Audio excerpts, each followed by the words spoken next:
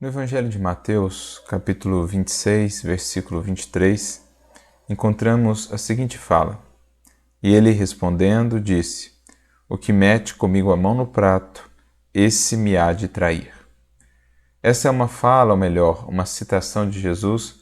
quando fazia referência às escolhas de Judas que levaram a todo aquele desfecho já bem conhecido por nós no Evangelho. Mas é interessante notar que dessa fala de Jesus,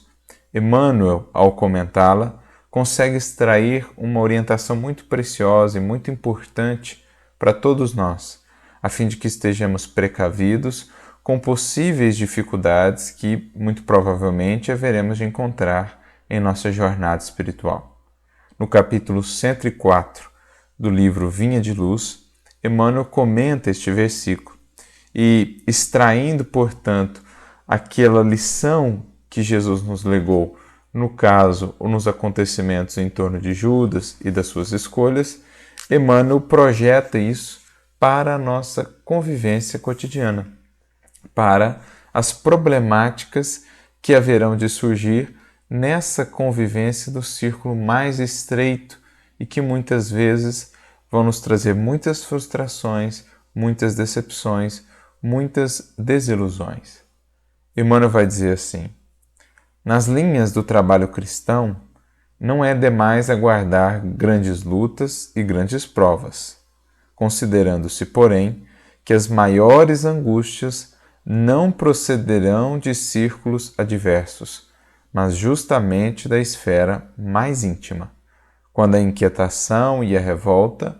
a leviandade e a imprevidência penetram o coração daqueles que mais amamos. Veja só que importante e preciosa dica. Emmanuel quer nos ensinar, como Jesus lá atrás, que as maiores dores, as maiores decepções, as maiores angústias não virão de fora, não virão de longe, não virão de pessoas desconhecidas, pelo contrário, virão justamente daquele círculo mais estreito de pessoas da nossa convivência,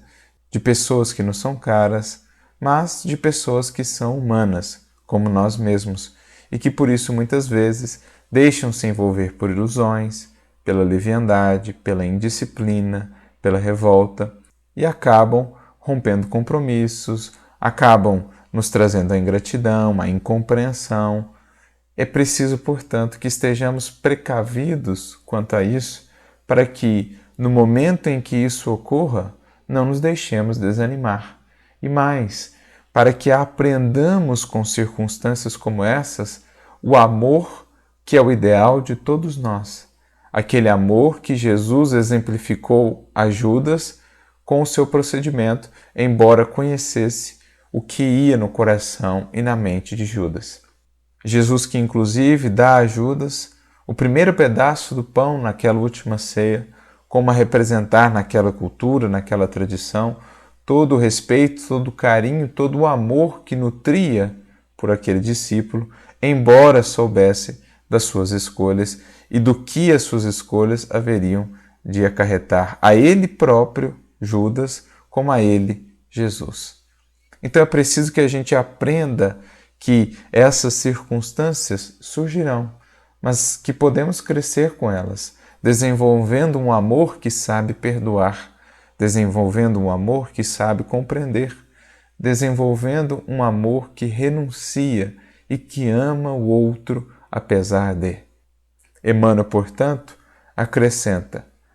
conserve-se cada discípulo plenamente informado com respeito a semelhante verdade, a fim de que saibamos imitar o Senhor nos grandes dias.